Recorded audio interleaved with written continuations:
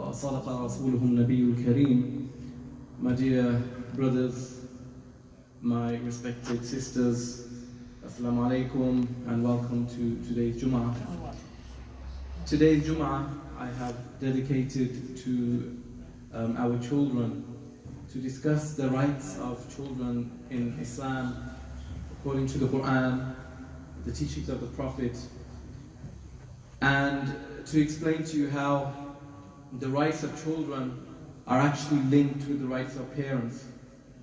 And this relationship is one which is so vital that it defines the type of society that we live in. It defines our lives, harmony in our lives, conflict in our lives, and it's one of the keys to success. The keys to success in the spiritual world, as well as key to the success in the secular world.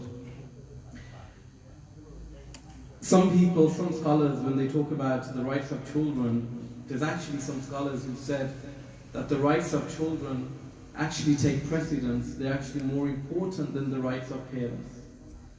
We know in the Holy Quran the status of parents. We know the word "uff" cannot even be said in front of your parents.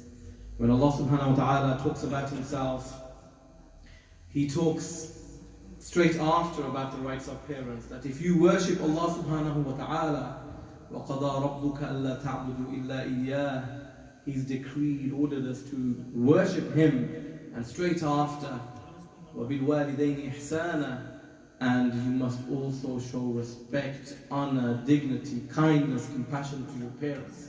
And this comes again and again and again in the Quran. But what about the rights of children?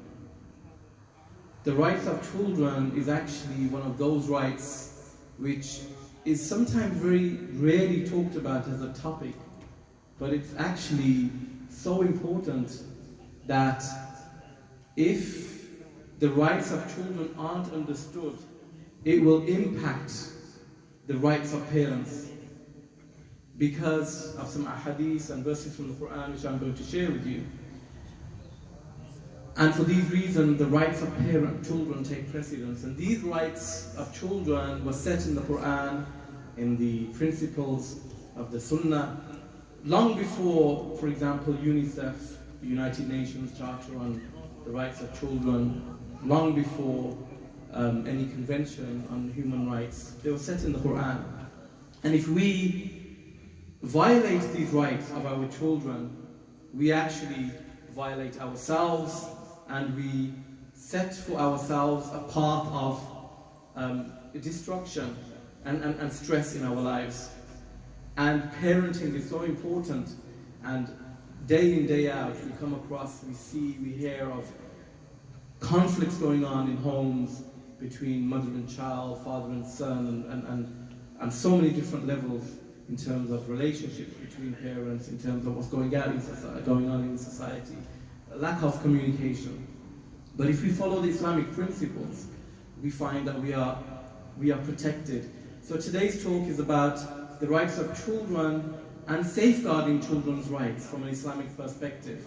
And if I can also add that we here at the Sultan Bahu Trust, we work very closely, and we take the interest, the welfare of children very seriously. We work with, for example, the NSPCC, who are today actually outside giving out leaflets because they do workshops on parenting. And we've read some of the guidelines on parenting, and a lot of these guidelines are very Islamic. And we're going to talk about safeguarding from an Islamic point of view afterwards. And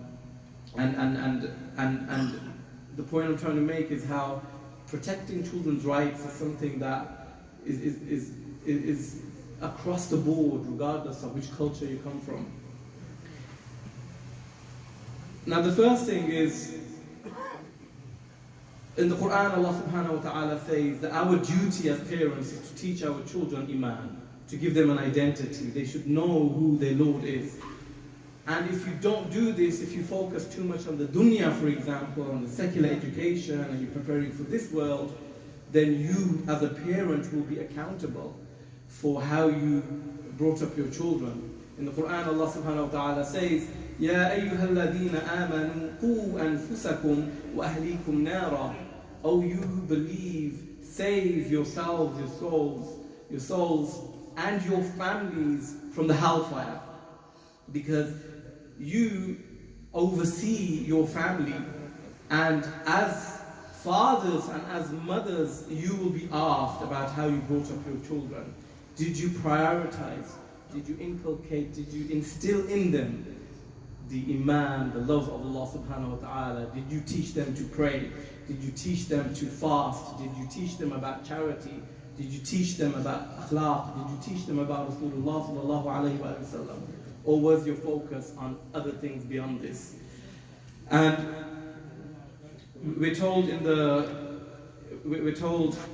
Rasulullah sallallahu alayhi wa sallam said,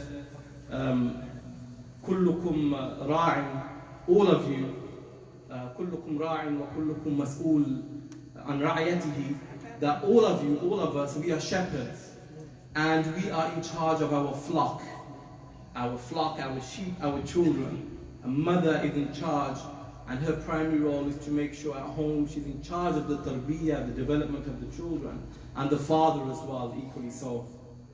If you look at the prophets, now sometimes when we read the Quran, we think, oh, the prophets, these were religious people, they were close to Allah, they were detached from the world. This is far removed from the truth. The prophets, some of the prophets that are mentioned in the Quran, were the most wealthiest individuals on this earth. They had power, control over dominions, over territory that we cannot imagine. They had possession, they had control over the supernatural, for example, Sulaiman alayhi salam, Dawood alayhi salam, and these examples are mentioned in the Quran so we can relate to them.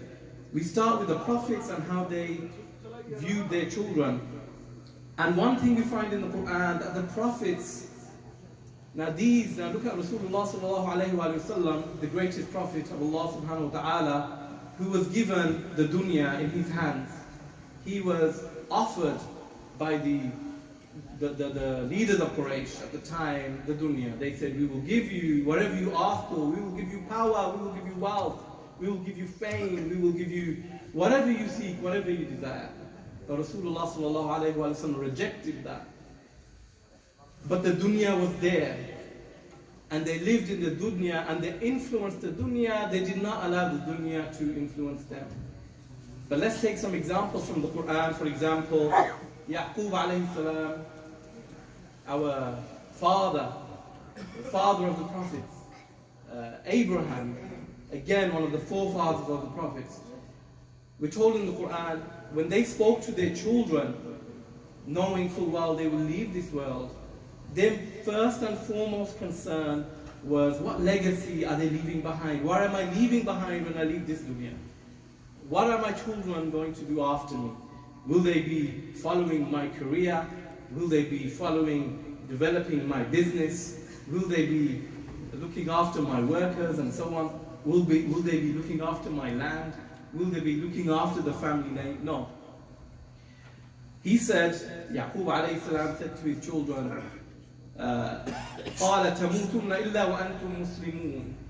He said, when you die, make sure you die in the state of Iman.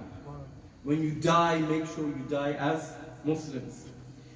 Again, we have another dua of Yaqub, أَن كُنْتُمْ شُهَدَاءَ إِذْ حَضَرَ يَعْقُوبَ الْمَوْتِ. When Yaqub alayhi salam was on the verge of departing this world, he said to his children, he said, قَالَ لِبَنِيهِ مَا تَعْبُدُونَ مِن بَعْدِي. He said to his children that, what will you worship after I leave this world?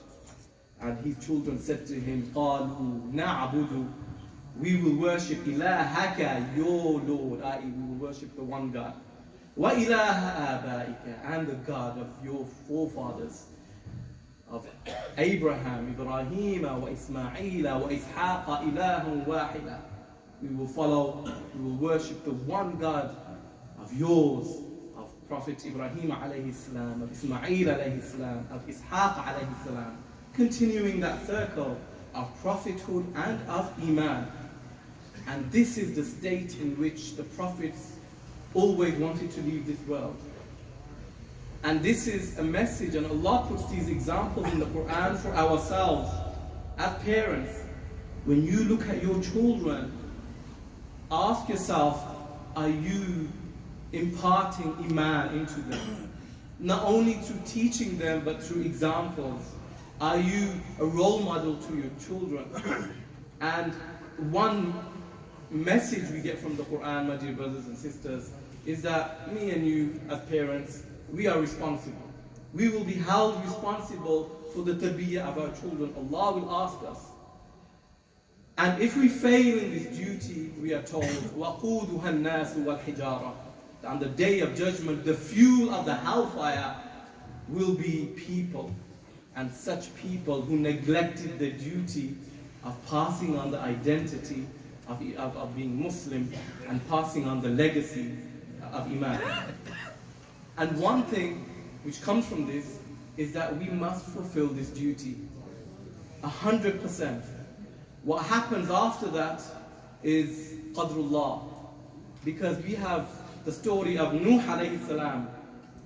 He was one of the greatest prophets, and as a prophet, well above our status. We can never imagine his proximity, his closeness to Allah subhanahu wa ta'ala. He was ulul azm, he was close to Allah subhanahu wa ta'ala. Allah says, وَنُوحًا هَدَيْنَا, and we guided Nuh alayhi salam.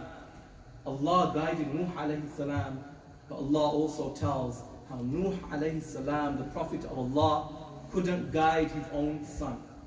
This is a prophet of Allah subhanahu wa ta'ala, which tells us how difficult it can be and how Allah is in control of our destiny.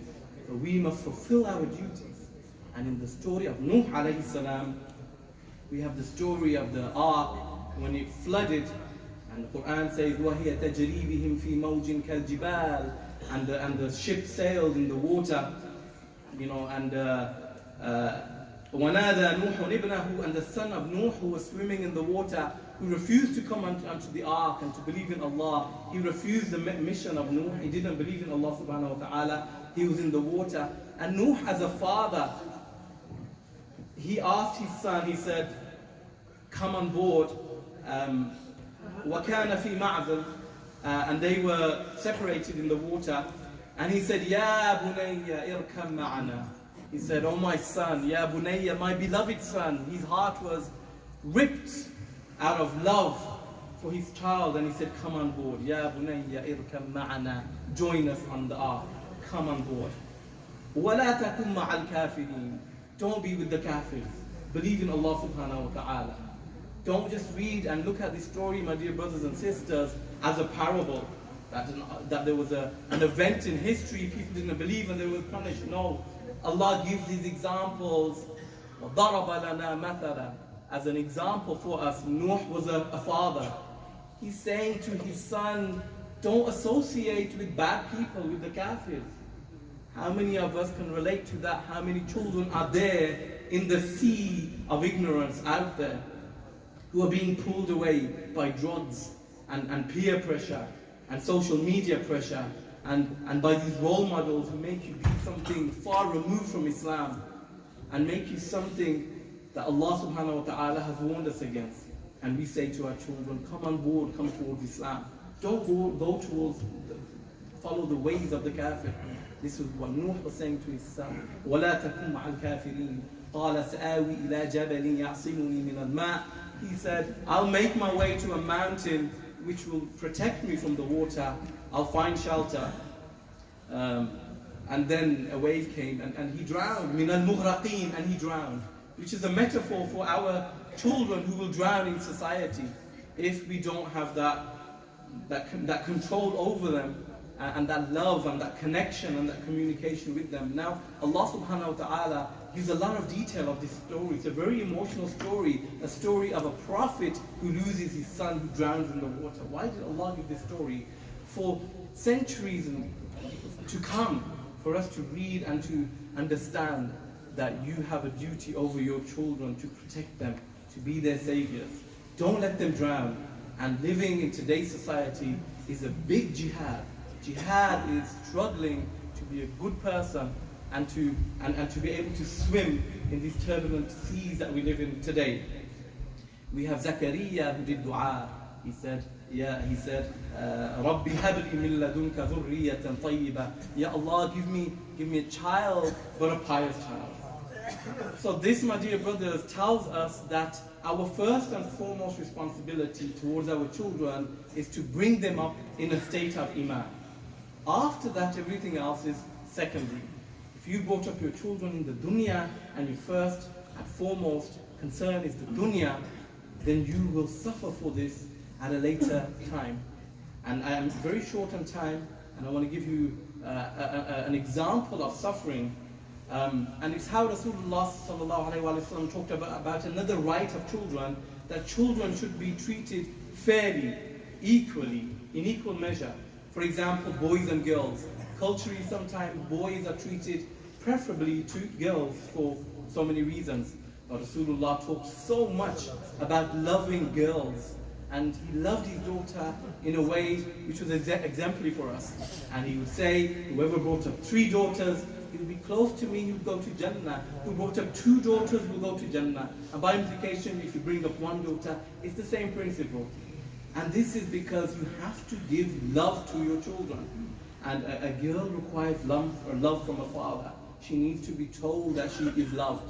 And this is from the Quran, it's from the Sunnah. And psychologically, psychologists say that girls, when they relate to males, they always relate in terms of how they were brought up by their father. And if a father doesn't give love to her child, for example, she will seek love elsewhere for comfort. And this is how we lose our children. And if we love them at a young age, we see how Rasulullah loved his daughter. We see how Rasulullah loved his grandchildren, for example. There's a hadith where he was giving the Jummah Khutbah, and Imam Hassan and Hussein walked into the masjid.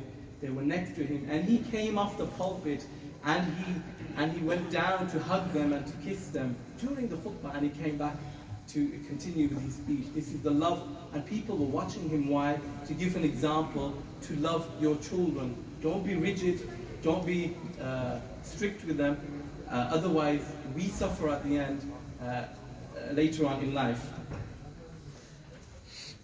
One last example I want to give you, my dear brothers, is an example from the life of Hazrat Umar ibn al-Khattab, who was Amir al-Mu'mineen, Khalif at the time, who would sit, adjudicate in public, hear cases. And a man came up to him, a father, and he said, Ya Amir al-Mu'mineen, my son is disobedient towards me. He doesn't listen to me, he answers me back, he's rude. And the scholars who do the tafsir on this say the initial reaction of Amir al-Mu'mineen, Umar, was one of anger. He had an anger, and he instinctively couldn't tolerate the fact that a father is being disrespected by his child. And he was angered, he was fuming, and the child knew he was in trouble. And the child said, Ya Amir al-Mu'mineen, allow me the opportunity to ask you one question, please. I know parents have rights, and we've talked about this. He said, Ya Amir al-Mu'mineen, what are the rights of the children? Do children have rights in Islam? And Amir al-Mu'mineen said, yes, they do. I will tell you what the rights are. And Amir al-Mu'mineen said, the first right of a child is to be brought up in the way of Islam, be given iman, given an Islamic education. That's the right of a child. The second right of a child is that a child should be given a good name. A good name. Muhammad, Abdullah, Ahmad, so on, a good name. And the third right is a child should be given the right to education, to be educated. And then the child spoke and he said, my father married a fire worshipper. I wasn't brought up in the religion of Islam. My mother didn't teach me Islam. Secondly, my father doesn't call me by a reasonable name or respectable name. He calls me Ju'la. Ju'la in Arabic means small cockroach, because at that time, in the Jahiliyyah period, people would name their children silly names just so they didn't get the evil eye. And there were cultural reasons for this, so called him a small cockroach. And that has psychological impact on a child. If a child is called Abdul Rahman, you say Abdul Rahman, you say Ahmad, you reinforce this identity so they know who they are as Muslims. And the third right was, as Umar said, يُعَلِّمُهُ الْكِتَابِ the child must be taught the Quran. And the child said, my father didn't teach me a single word of the Holy Quran. And Hazrat Umar ibn al-Khattab said to the father, you have violated the rights of your child even before he violated your rights. Why? Because a child's rights come into existence even before the child is born. Because when you choose a partner, you must choose a woman not out of beauty for your partner, but you must choose a woman looking at her from the point of view as the mother of your child. Did you choose correctly? And if you made that mistake, you have violated the first right of your child even before they are born. So my dear brothers, the rights of children are very deep, and we have problematic issues in our societies, in our families. When our children go to colleges and universities, there's issues of identity. When they get married, there's so many issues. And a lot of us, we go to this sheikh for this remedy and this remedy. But very rarely do we ask ourselves, how did we bring up our children? Did we follow the way of Rasul sallallahu alayhi wa sallam? And were we fair as parents in the light of the Holy Quran and the Sunnah? And I just want to finish by talking about some of the safety issues that we face today, that we're trying to also work on as a masjid. And some of these issues, my dear brothers and sisters, are those issues that didn't occur many centuries ago. And these are, for example, online issues. You know, Ramadan is upon us. We will be thinking carefully about what we eat, what we consume, what we drink. In the same way, my dear brothers and sisters, do we think really about what our children eat and drink, metaphorically speaking, in terms of what they take in from the internet, what they see with their eyes, what they hear, for example, pornography, and violence, and certain values that are promoted out there.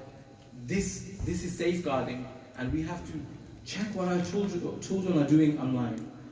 Are they being groomed, for example? For example, terrorism. And it's a fact that terrorism is something which has been promoted to the internet.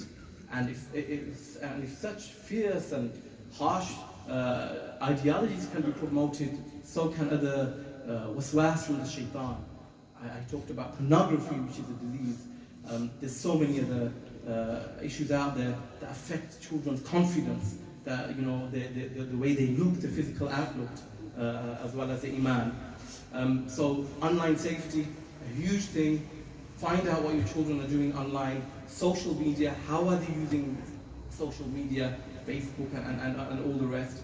Have some controls, have some curbs. Build a relationship with your children. Be friendly with them. Show them love. And I just want to finish on a principle of Rasul sallallahu alayhi wa sallam. He never ever hit children. He never laid a finger on children or on women in his life. And some of the Sahaba, like Anas bin Malik, who spent their time there, they were apprentices to him, they will tell you that he never even criticized them or raised their voice against children. He was welcoming to them in the masjid, for example. Our children, our next generation, welcome them to the masjid, even if sometimes they're loud or distract you. They're our next generation. And inshallah, on that note, I just want to share with you that this Ramadan, inshallah,